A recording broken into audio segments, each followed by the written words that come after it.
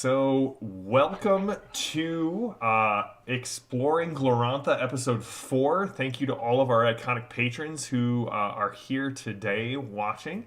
If you're watching this live on YouTube, or if you're watching this live, you're obviously an iconic patron, and we appreciate that as always. And if you are watching this on YouTube, you know, if you are enjoying the Exploring Glorantha, check out all the other great stuff that we do on the iconic production channel. We have It Gets Worse. We've got a Call of Cthulhu game. And if you enjoy this show, the iconic podcast, or any of our other games and are not yet a patron and would like to, check us out on Patreon under Iconic Production. We would greatly appreciate that. Well, Evan, welcome to Exploring Glorantha episode 4. We are 4 episodes in. Crazy. Which is 3 more than we initially planned. Right. Before we get into everything, we will be doing our contest.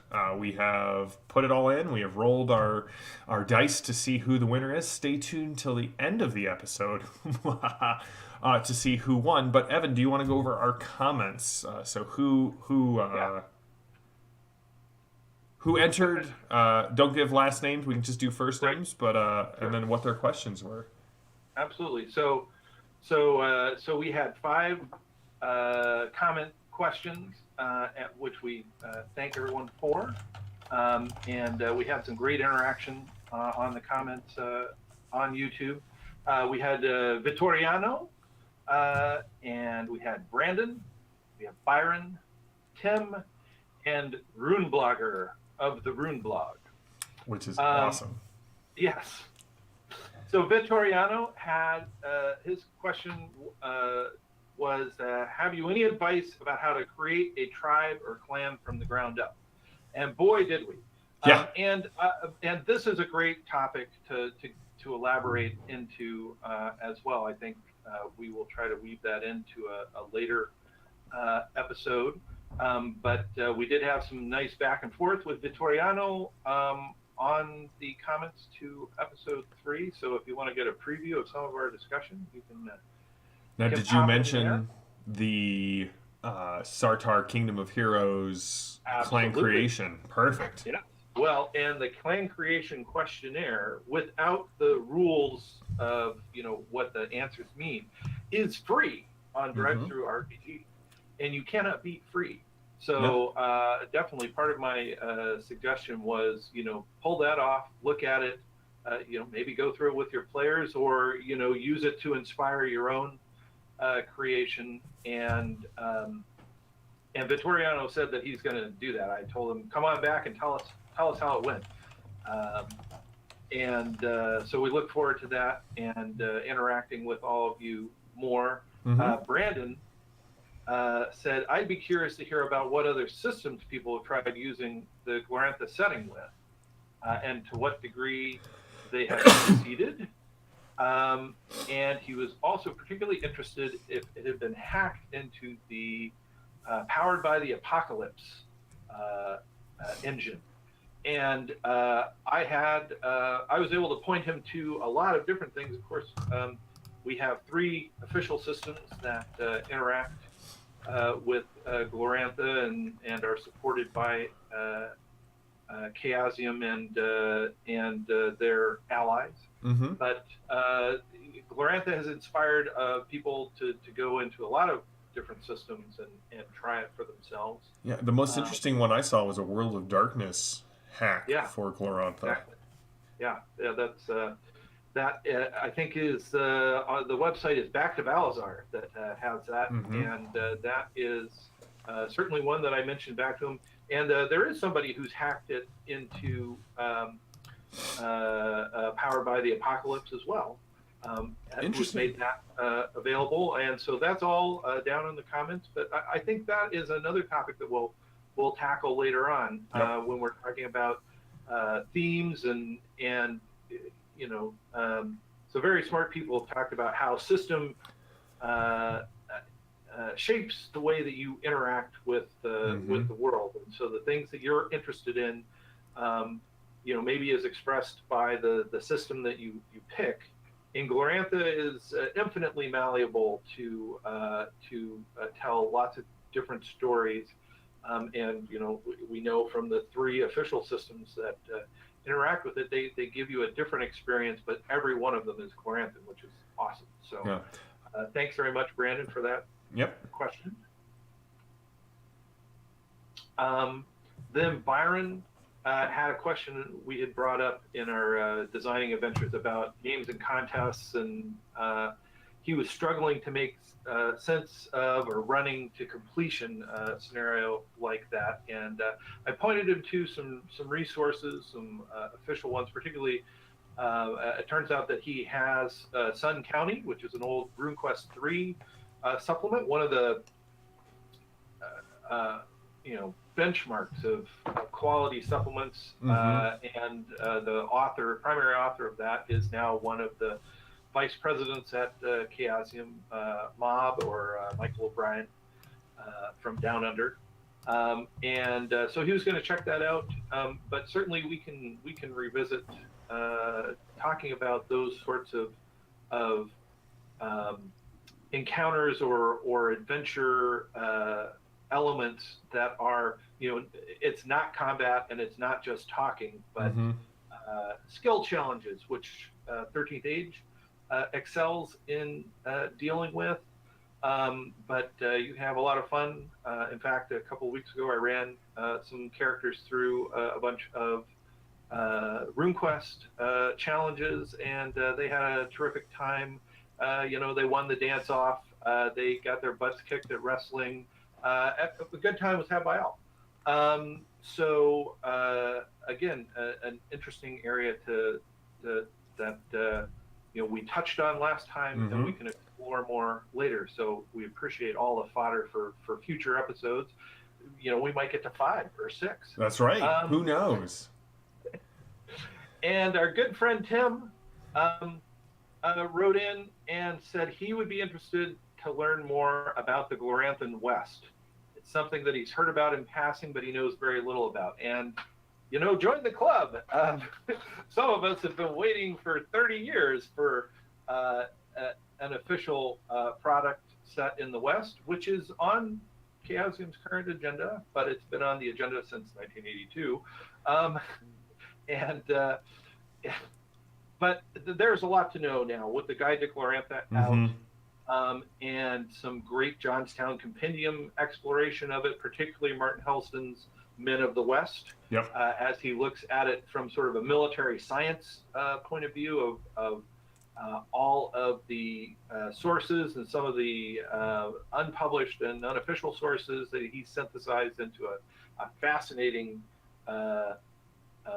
description of the West from its military traditions and all of the culture that goes on to support that. We definitely need to do an episode on the West because and the East. And the East, yes, that too. Also on the agenda for publication in the future from Chaosium. We definitely want to push out of the core of Dragon Pass, not to mention to explore the entire continent to the south, Pomaltella, which is another amazing and fascinating place that has very few published official adventures related to it, but lots and lots of material in the Guide to Glorantha and from other sources. So thank you for pushing us to go beyond just the main areas like Dragon Pass and Prax, and we will definitely be heading west, young man, at some point. Finally, Rune Blogger said he's looking forward to our video about hero questing, and I want to tell you, Rune Blogger, you're going to be happy because what are we doing next? I think our next episode, now granted our next episode won't be till January of 2021, but next year will be our first episode of the year will be on hero questing. So, well, today, so first of all, thanks to everybody who submitted a comment. We appreciate that just like across the board. But today we're talking about cults. Now, I want to kind of define our terms going into this because, right, today, cults carry a very sort of negative connotation, especially in other Chaosium games, right? In basically the Cthulhu oeuvre, uh, cultists are the bad guys. Yeah. But at the time, like for the Bronze Age analog that Glorantha is, cults are they're radically different, and there's very little like global negative connotations with them, right? In basically, a cult is a organization dedicated to the worship of a specific god. And so essentially what a cult is they are the community, the rituals, the liturgical rites that all surround the worship of one of these deities. Now, if you are a Sartorite born into Dragon Pass, you sort of acknowledge all of the Storm Pantheon. But in most of the games, Hero Quest, Rune Quest, and we'll talk about this later, but like kind of baked into the DNA of the 13th Age Glorantha, you are picking a single god sort of to follow. You're not going to initiate to the Storm Pantheon. When you come of age, you will pick one of these gods to dedicate yourselves to. Now, in many ways, like a great touchstone for GMs coming from like a more traditional fantasy setting to Glorantha is that cults replace guilds or other organizations in your campaign. So instead of like a group of scholars who do all sorts of scholarly things, you have the cult of Lankhor. If you initiate into the cult of Lankhor, you're going to be, dealing with scribes. You're going to have access to libraries. You're going to have access to all of this specialized knowledge that no one else has. Instead of a merchant's guild, we have the cult of Isseries or Ateres in the Seven Mothers, right? This idea that they are the ones who go out and link communities by trading because they worship the god of trade. And Orlanth has just like 90,000 different subcults that you can, you've got Orlanth the Farmer and Orlanth Victorious and Orlanth the King and Orlanth Adventurous and Vinga, the cult that specializes in women who want to worship Orlanth. So I realize that was a broad overview, Evan. Is there anything you want, like, you would say, hey, for new GMs or new players, this is the key to understanding cults in Glorantha? I think, well, so we say at initiation you pick the cult, but in many ways, from the in-game perspective, is it the walker chooses the path, or does the path choose the walker? Exactly. To steal something from my a favorite author, Garth Nix, also a gamer, and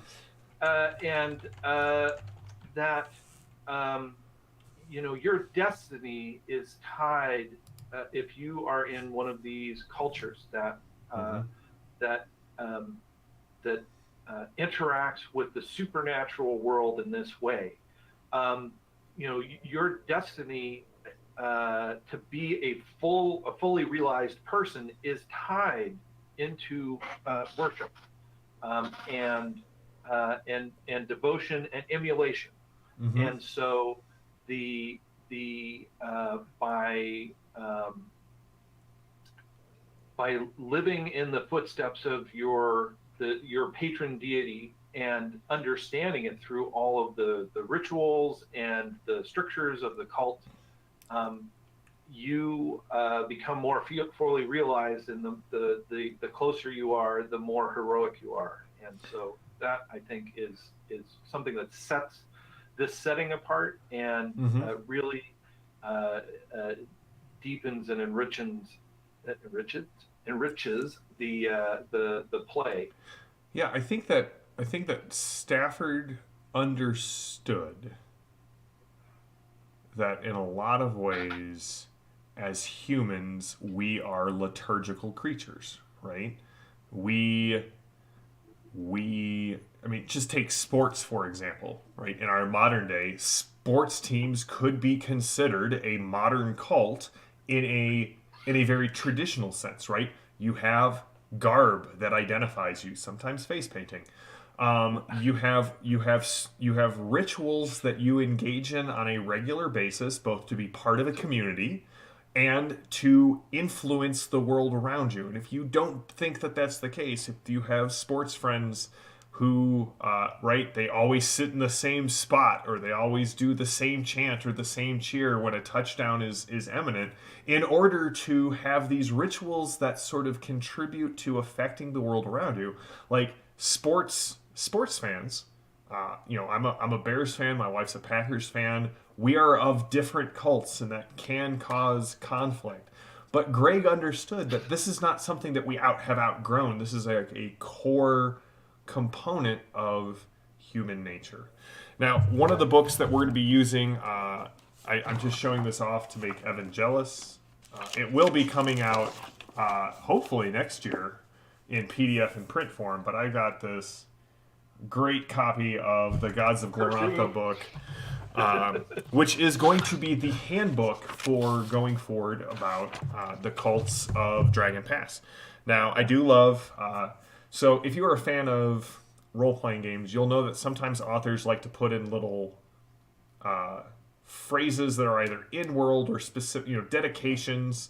I think of like the new 5e books always have those little like humorous blurbs on the cover and content page.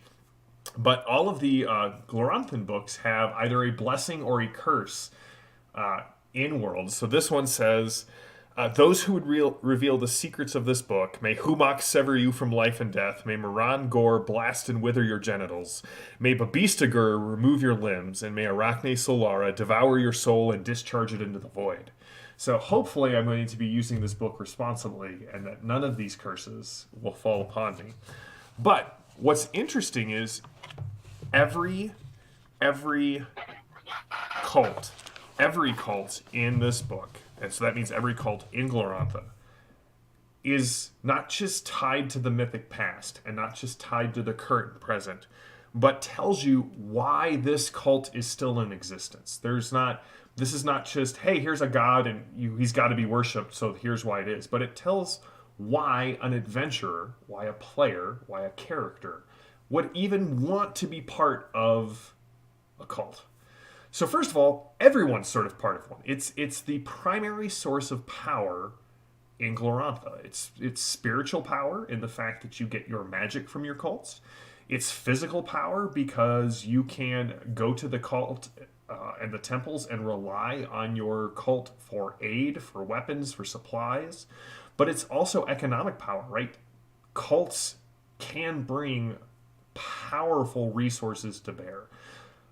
They also provide community for your hero, right? Which is a huge. We're going to keep coming back to this basically in every episode. The foundation for a Glorantha game is the community experience. It is not the individual adventure experience. It provides training for your heroes. If you're playing in Quest Worlds or in Rune Quest, this is a big deal, right? Learning new magic, training, getting your skills to increase. These are all things that are best done for your character at a temple because you get a discount. You get benefits. You get additional training because you are a member of this organization. And lastly, every cult, and I think this is really important, not only does it tell you the continued reason for their existence, which is basically its social context and its cosmological significance, but it also tells you what that cult says about the afterlife and why it's important to like be in good standing with the cult when you die. All right, Evan, I gave a huge overview of why you would want to be a part of one of these things. What would you like to like kind of add to that? Well, I would add, for example, the training and magical training, physical training, skills. The cult invests in you. It's not just a pyramid scheme where the cult expects you to bring things to it. And the discount is not commercial. It's that, again, that community relationship. The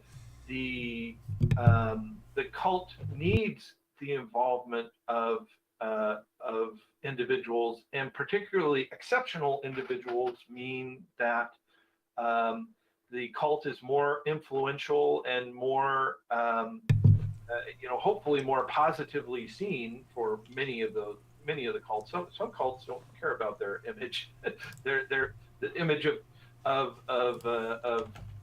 intimidation and terror are part and parcel. But for many of the day-to-day cults, that again, having an influential and important member is of benefit to it. And so that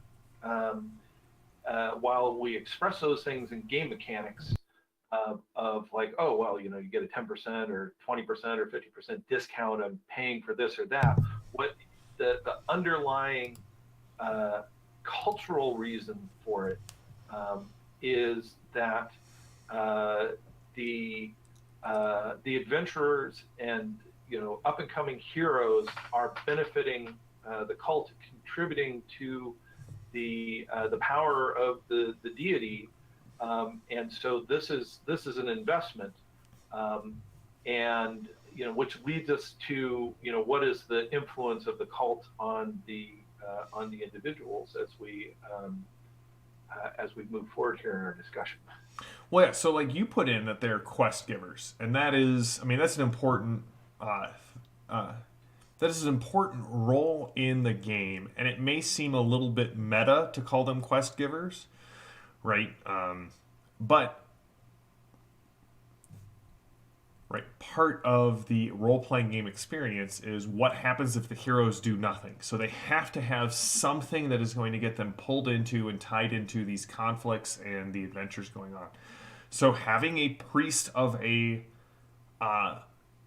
your cult say, "Hey, we need help with this," that is a great impetus for adventure. What's another role that these cults fill in the world, Evan? Well, so another thing that is a feature, and that you brought up in your sports analogy, is of course rivalries, and there are cults that are dire enemies, but rivalries are actually more fun and involve more role play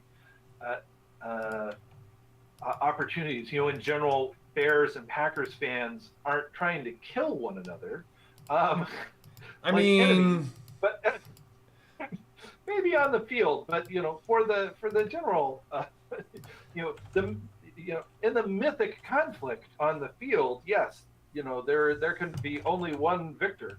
But for the fans, generally, I mean, there might be some pushing and shoving, even in unfortunate incidents. But it is about the trash talking and showing each other up, and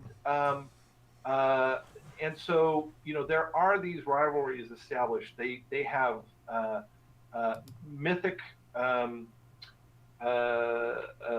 antecedents. For example, we'll talk about a lot of these, but Yomalio comes up. Yomalio is a dedicated deity of light who is the son of the sun god, but because Orlanth, the Storm King, slew the sun and sent the sun to hell, Yomalio is not really down with that. Has ritual enmity with Orlanth, and even in the mythic time, Orlanth fought with Yomalio and took some of his weapons, so that later on, when he was ambushed by another god, Zarak-Zaran, he was unable to fully defend himself and was further wounded and had more of his powers stolen from him by this god of darkness, who now wields fire powers. Yeah, Yomalio is really an interesting case. He's come up a lot in my game in the conflict between Yomalio and the cults of Zarak-Zaran. Yeah. So Xeroxaran and Yamalio, enemies, likely to try and kill each other. Orlanth and Yamalio, rivals, at odds, but likely to unite in against other foes. They might well overcome their enmity to fight Mm-hmm. Xeroxaran and an invasion of trolls, for example, or certainly they would pull together to fight chaos, or again in another dimension, because yes, we have this religious dimension, but we also have cultural dimensions. And Mm-hmm. for example, in Dragon Pass, there is a um, an area controlled by the Yamalio worshippers called the Sun Dome uh, Mm-hmm. uh, area, and but it is a traditional ally of the princes of Sartar, because of and they have many cultural ties. That was actual Sartarites who had converted to this religion, that were awarded this area for support of the throne of Sartar, and so they have a ritual enmity with the standard storm worshippers, but they share many cultural ties, including probably distant kinship, uh, language, and many of the rhythms and patterns of life. So um, that again adds that texture, that depth to, Mm-hmm. these are not one dimensional. Oh, those guys are jerks and we kind of don't like them, and those guys are really jerks and we hate them. It's you're in a relationship that started with a mythic conflict Mm-hmm. in the time before time, and now has had all these other things, these cultural relationships, kinship relationships, um, uh, things that happened in history, and um, it they all focus through this dimension of your religious devotion, which the cult descriptions in that wonderful book that is the descendant of the first one, which is Cults of Prax, Mm-hmm. which came out many years ago, to give this format to, how does your character in a world relate to the gods, relate to its society, relate to um, neighboring societies, and relate to enemies through the behaviors and rituals that are expected of them through their following a Yeah. particular tutelary god. Now that brings up another interesting point, because of their ties to the god time and because of their ties to sort of this mythic era, this is also where a lot of your spiritual power in Glorantha is going to come from. Your rune magic, if you're playing RuneQuest, right? Everyone has access to spirit magic. It's sort of like the just kind of the magical ways you interact with the world. But rune magic, this is the very powerful magic that emulates the deeds of the gods. If you're playing 13th Age, Glorantha, or Quest Worlds, those are both going to just be intrinsically tied into your characters. But also, it's where your hero quests come from. It's the myths that you, as Evan said, are going to be trying to emulate. These are tied directly into your cultic myths and your cultic legends. And this book, when this comes out, we'll probably do a whole episode on the new Gods of Glorantha book when it comes out in PDF. Maybe multiple episodes. Maybe multiple episodes, because I could just spend hours talking with Evan about the Gods of Glorantha. But when we kind of pull back and look at the community, there are really sort of four levels, if you will, or five levels, I guess, if you will, above the duties and kind of roles that someone can have in a cult. Now, the first level is basically a god talker, and a god talker is so it's actually like initiate. Wouldn't that be first initiate and then Yes. god talker? Yeah. So initiate is, hey, I'm joined this cult. I'm a member of the cult. The god talker is sort of that person who, on certain days, kind of shows up to help with rites and rituals, but they're not a priest in the fact that a priest is supported by the community. A God Talker is, you know, to use sort of modern parlance, would be sort of like a deacon or an elder or an altar officiant or a catechist, something like that. Somebody who knows the rites so well that they can be called on to participate in the actual rituals. So you've kind of gone from like, I'm a member of this cult to I'm helping with like the big rites that the cult is in. And then the next level is priest, and that's sort of the person who oversees the community, the cultic in that community. But then there are two special levels of interaction, and I'm gonna let Evan talk about rune lords and rune priests because one, they're amazing, and two, I feel like he's gonna have better insight into this than necessarily I do. So, so Rune Lord, and not every cult, supports all of these levels. A lot of times, it's just initiates and priests and God talkers. Something more basic. But a Rune Lord is a champion. The grossest analogy is that they're a paladin. They are someone who has dedicated their life and time to emulating the heroic aspects of their deity, and not every deity has this role. And in some cases, the cult will dispense with priests. They just expect the next level is that you will be a rune lord. If you are going to be in the religious leadership of this cult, then you are called to heroic deeds. So this is something like a sword of Humacht. Someone, you are in the hands of the god, doing the things that the god requires, living a life of honor and dedication to combat, to the perfection of your martial abilities, being honorable on the battlefield, and also ensuring the separation of life and death. Therefore, Humacht is the foe of all undead. The dead should not come back. To the point of, for example, dedicants to Humacht do not get resurrected. Once you go to Humacht, you don't done. come back in this life.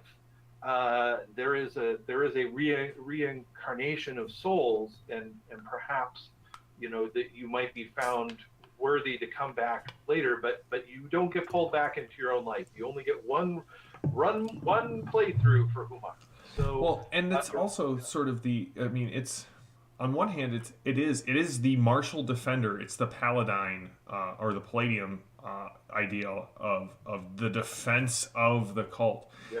Now you'll also note, like, when you're playing in RuneQuest, becoming a rune lord is super awesome. Like, you get a lot of cool things.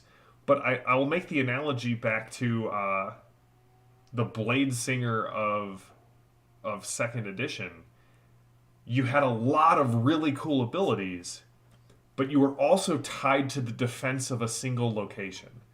So GMs, I would recommend that if people get to the Rune Lord levels, you really lean into that. Cool, but you're tied to this temple. You don't get to go out and do all of the adventuring things because you are the line of defense for this cultic center. And so it's a balancing act between phenomenal cosmic powers, itty bitty living space. And all of that give back and investment that temples do in their worshipers. One of the persons in charge of that, who's super great at all of the special cult skills, that's a rune lord. Yeah. So a bunch of your downtime is going to be spent drilling initiates in those skills. If you're Humakti, then learning the art of the sword and things like that.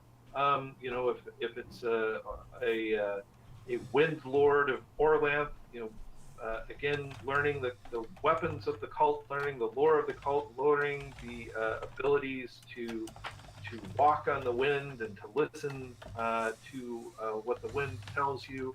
So all of those things are a balance. Again, you're part of the community. You're not just a free agent like, ooh, now I'm a supercharged person that I can go out and use all this amazing power for whatever I want to. No, you're more dedicated to the mission of the cult and the mythic responsibilities of the god than ever. So it's not just going up the power curve, but also becoming more invested and more responsible in your behavior. And so Yeah, the more powerful you get in Glorantha, and in a lot of ways, I mean, this is really well emulated in RuneQuest.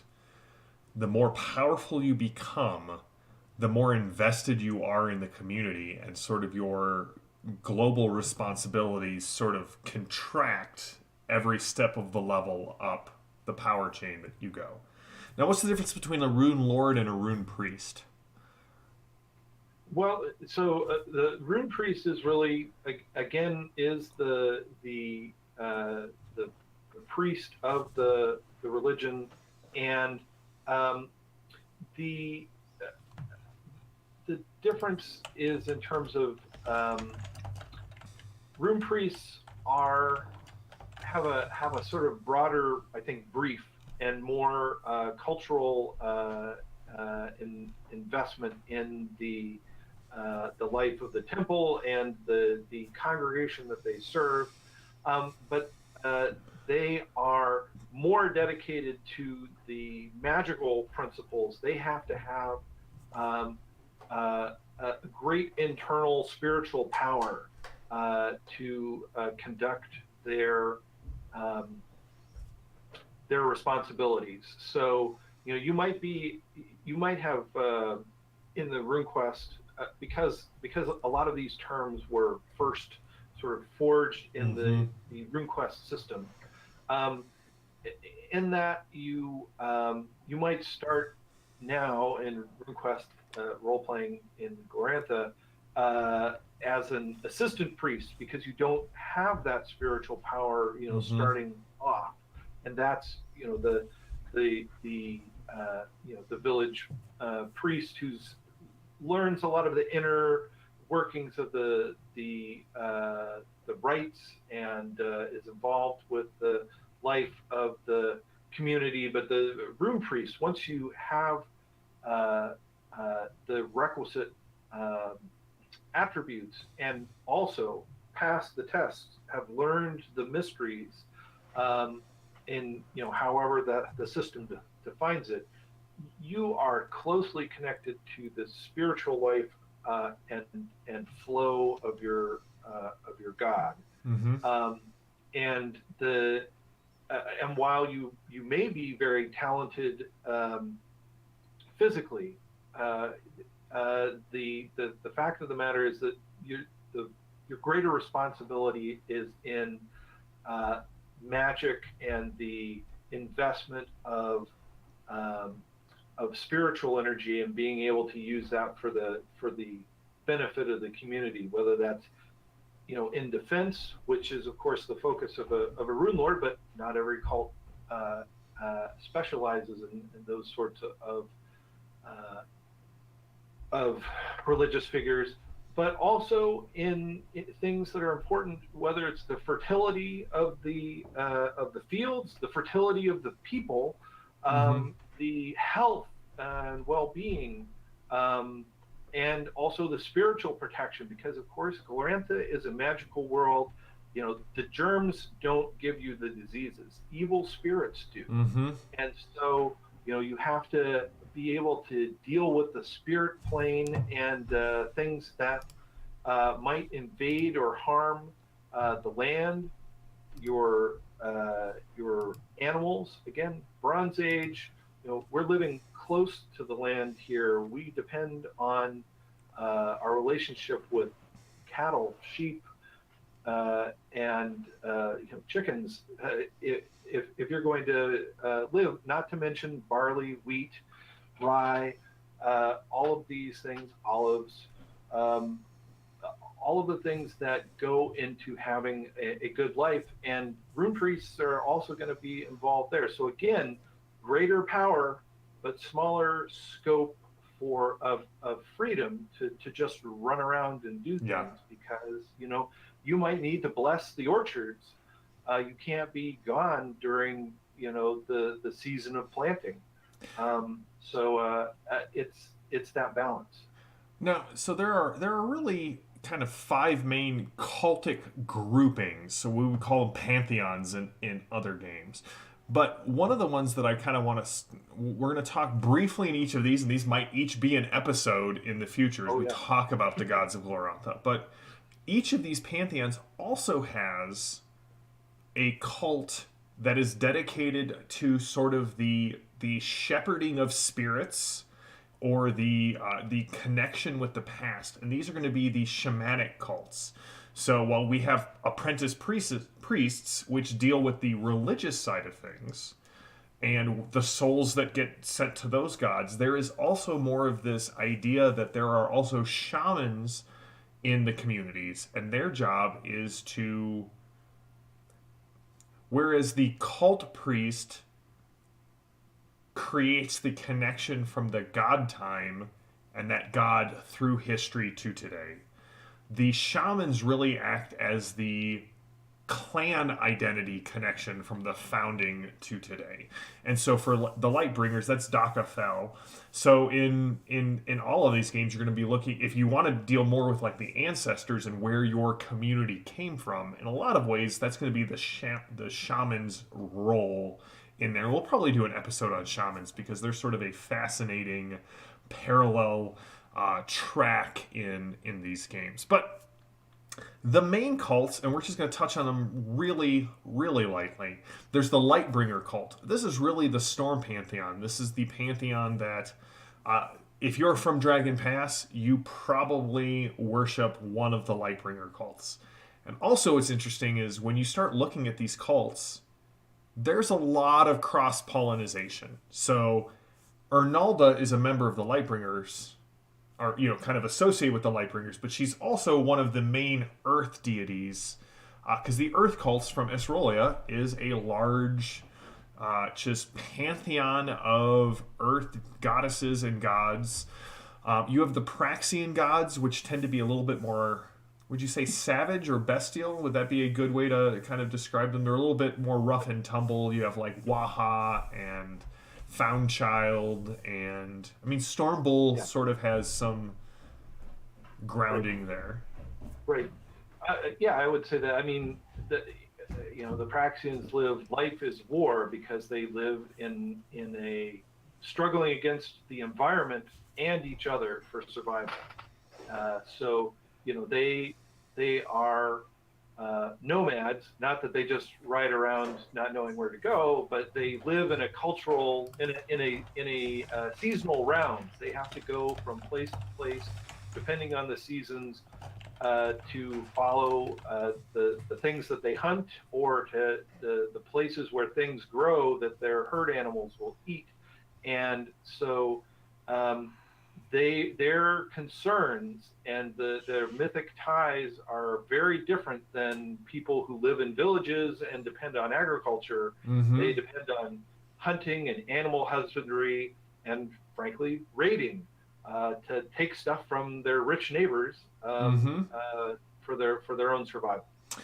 And then so, you also more savage.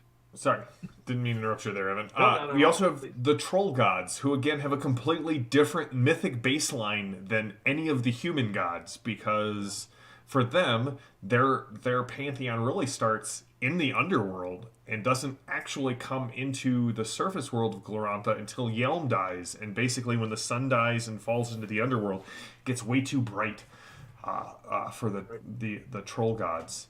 But then you also have the Seven Mothers, which we're going to do a whole episode on the Lunars, and I promised that we're going to do our best to take off our Sartorite caps and put on our lunar headdress and give you a We Are All Us episode view of the Lunars. But the Seven Mothers are the main cults, the 7 cults that form kind of the main grouping of the lunar uh, religious structures. Now, Evan, how does this all translate into our game? How would you say that, like, Quest Worlds or 13th Age Glorantha or RuneQuest Glorantha, how do they handle cults? Well, let's take. We've been talking a lot about RuneQuest, referring back to it, but let's take 13th Age Glorantha because that is a more traditional F20 approach that has its origin back in the foundation of role playing in Dungeons and Dragons, and the big rejection in RuneQuest was no classes, and 13th Age embraces the class structure for character advancement. The idea there is that to make the class structure work to an aspect of the cult involvement. So you have character classes that that correspond to the top hits of what a particular cult does. So there's actually multiple cults for Orlanth and other Lightbringers that are in the mode of Orlanth. So there's the Orlanthi Barbarian, there's the Storm Voice, there's the Rebel, and each of those play on an aspect of Orlanth's mythology or his allied cults. So other deities from the Storm Pantheon that are closely allied to him, like his charioteer Mastakos, who is the master of mobility and even teleportation, or his son, the farmer and warrior Barntar, god of the plow, which is really the way most Orlanthi farmer warriors deal with Orlanth.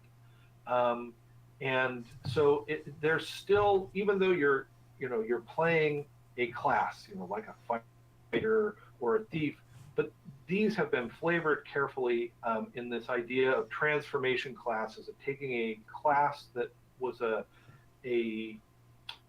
archetype in the sort of F20 world that was presented in 13th Age, and then adding all that Glorantha goodness, which is definitely inspired by the cults and their involvement in the world, so that you have a playable adventuring class that emulates, an Orlanthi up and through and past being a wind lord, a rune lord of some sort. In fact, there is a wind lord class because, again, 13th Age is about big damn heroes.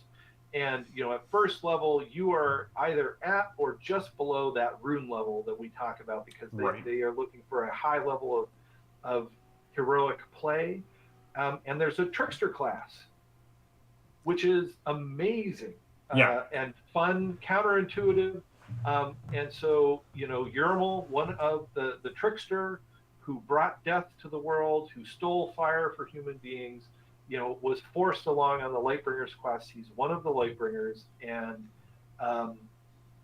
so this clownish figure is given a heroic role in 13th Age through a class. So that is a terrific approach, one that feels familiar for people coming from other kinds of fantasy games that maybe don't have a RuneQuest background. Or a pure indie background, as is captured in Quest Worlds. Right, and in Quest Worlds, you really your cult really comes more into when you pick your keywords and your runes, and then in RuneQuest, I mean that's one of the major steps is figuring out what cult and therefore what rune magic you actually get to draw from, and I find that each one brings its own unique sense of tying back to the community because, right, as you said in 13th Age Glorantha, it is really about your class choice kind of defines everything. Um, I almost like when we were starting my RuneQuest Glorantha game. It reminded me a little bit of like a superheroes game. I don't know if you've had this experience, Evan, where right the great thing about superheroes is everything could possibly be there, but until Evan says I am the crown prince of Atlantis, we didn't really know that there was Atlantis in this world. In Glorantha, what came up was what cults are available in Artula. Well, what cults did you guys pick? And so there's like a shrine to Chalana Arroy because we have a priest of Chalana Arroy, and there's this sacred cave to Daka Fel because we have a a shaman, and of course there's kind of the standard Orlanthe shrine because hey, we're in Sartar, so Orlantha and Ernalda, you can count that basically every Tula has some sort of connection to them. But let me ask you this, Evan. So if we were going to give some advice here at the end, we got about 10 minutes left in our episode. If we were going to give some advice to our viewers and our listeners and our patrons, how would we go about giving them advice on how to create adventure hooks that are deeply rooted in the cultic themes that we've talked about? Well, of course, you want to understand the nice thing is that in things like the Glorantha sourcebook and Cults of Prax and the forthcoming Gods of Glorantha, there are lots of relationships and that are drawn between cults and a lot of rich lore. So, if, as is likely running a game in Sartar, you have a bunch of Lightbringers, there are obligations between the cults, and there is a summons that you can have an NPC walk in and say, "Chaos stalks my world. Brews have bruised me. The hand has pawed me. I have taken up the impossible path, and seek those who must aid my task. You are not the first of my friends. Others walked with me to heal. The devil took them. They died. I failed to save them. Chaos grows." And if somebody does that, and you're a Lightbringer, you are obligated to help them. And, so this is Deus Ex Machina for the GM. I need them to do this. Well, I'm going to have a important person walk in, issue the Lightbringer summons, and then they have three choices. Either they go on the quest, they give something to aid the person on the quest, or they incur the wrath of the gods. They break their oaths, and all of those then open up a story for the GM to work in to what happens next. Now you bring up a really interesting point, this idea of breaking the oaths of the cult, because each cult, again, right, we have why they're important in the god time, why are they important now, why are they important to your character when they die, what is their reason for existing, and then they have spirits of reprisal. Yeah. Every cult has a entity, whether that is a curse, a spirit, a minor god, that says you broke our vows, and here's what happens to you. And some of them, like, these are horrific consequences for breaking the vows. If I remember correctly, I think like the Chalana Arroy one is cool. You don't get magical healing for a year. Sorry, you broke your vows. We're not going to grant this magic to you anymore. But you brought up a point about emulation. Like, I love the idea. Like, Evan does great work on preparations for our show. I'm just going to toss that out here.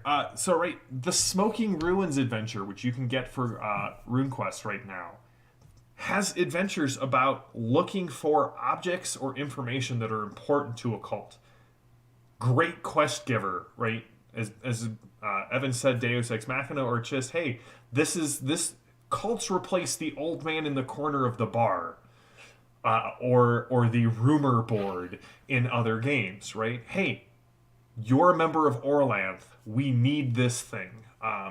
In my RuneQuest game, we took from one of the adventures from the GM's guide and adapted it. But we had this, this ancient hero king of King Baravenanos is like, hey, dragons exist. We need to kill them. Here are my cultic artifacts. Find someone worthy to kind of go from them. Hero questing and embodying the goddess, right? When we get into our hero questing episode, we're gonna dig in a lot more to that. But that's one of the things that like the cults need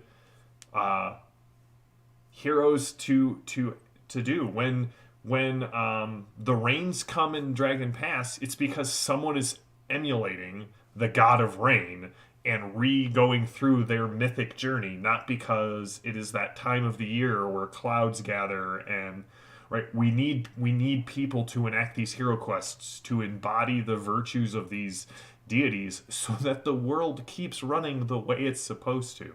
It doesn't get more epic than that, and that is in all three different styles of Glorantha games. Now, Evan, you had some really good pairings for.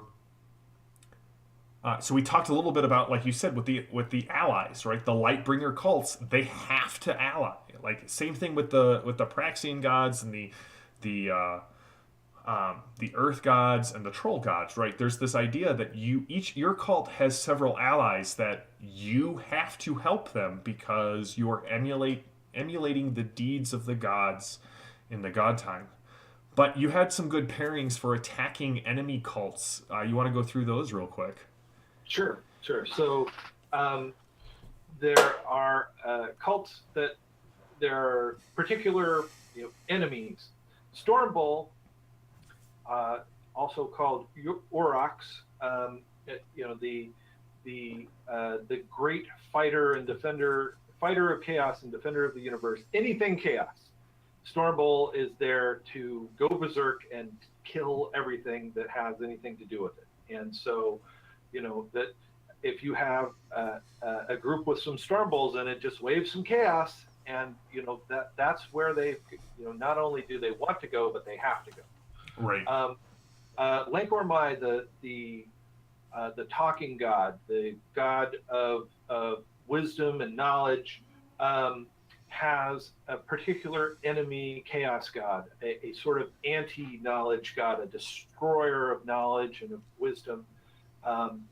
And that cult is and also imprisoning wisdom, called Thanatar, which is a chaos god that among the various branches are headhunters, and they will cut off somebody's head and preserve it and keep that person's spirit imprisoned in the severed head and use their magic and their knowledge.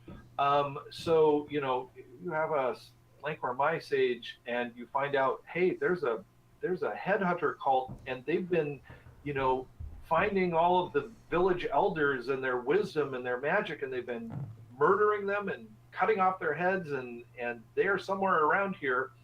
You have the seeds of a mythic adventure. Yeah, and if I may interrupt, if any of my players are listening, Lankormai can help you against the Thanatari. That's the only advice that you're going to get from me. All right. So one that I thought of is Humocht versus Delecti, or any of the undead, right? Like Humocht believes that life and death should be never again should they be rejoined. The undead is sort of that's like if you want to play an undead fighter in RuneQuest, play a Humochti, play a duck. And then you had, you mentioned Yamalio and Zorak Zoran. We've talked probably more about that rivalry over the last 4 episodes than maybe anything else. Light and darkness, honor versus pure fury. Yeah. And humans versus trolls. All echoes back to the mythic age, and very interesting fights.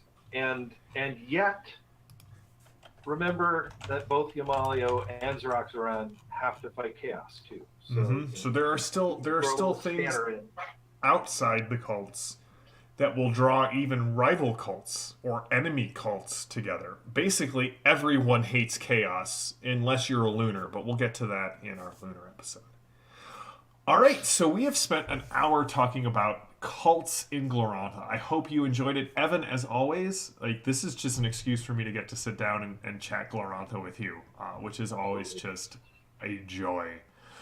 Now, before we started the show, we rolled our, as we said, we were going to put everyone in a list and roll a D whatever we got. We were able to roll a D10 because there were 5 entries. And so congratulations to Tim.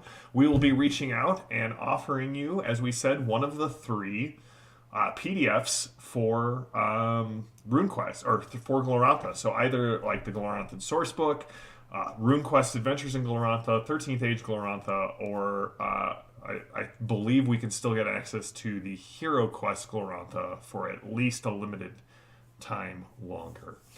So, Evan, any final thoughts on cults?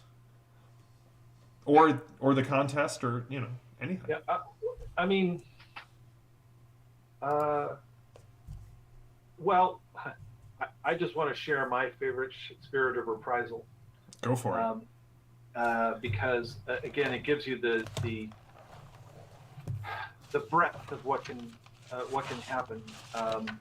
And Xeroxaran, our old buddy, his spirit of reprisal is the hell roar, and you start to hear it in your mind, getting closer and closer. This roar, and what it is the cultists that have been summoned to punish you, and the closer they get, the louder the roar gets, until it's deafening when they burst into the room or into the clearing or wherever you are, and they try to beat you to a pulp for dishonoring or for violating the strictures of Xeroxaran. And that's just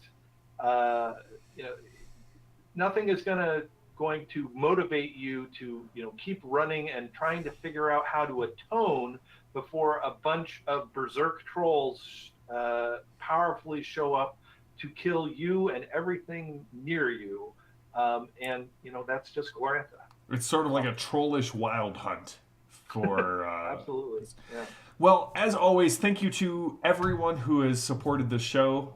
Thank you to all of our patrons. We could not do it without you. If you are not a patron and you are watching this video and you are like, hey, who are these guys? Check out you can check out the Iconic Podcast, but also check out Iconic Production. We do the Iconic Podcast. We do Becca's Call of Cthulhu game on Monday nights. Our good friend Josh runs his 5th edition game in Gebrakan. It Gets Worse on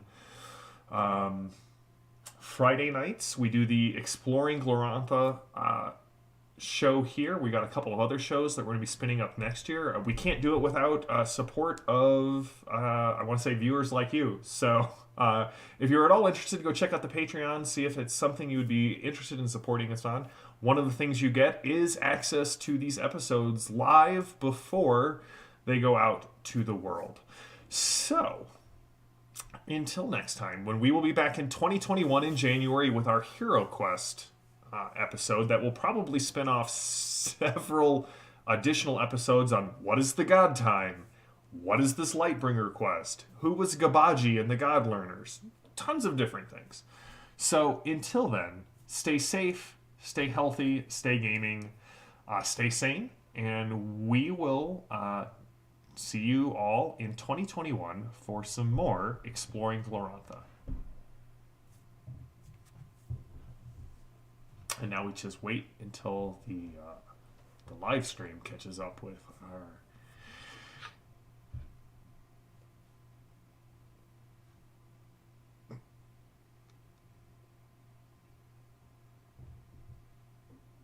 I need like a fade to black button.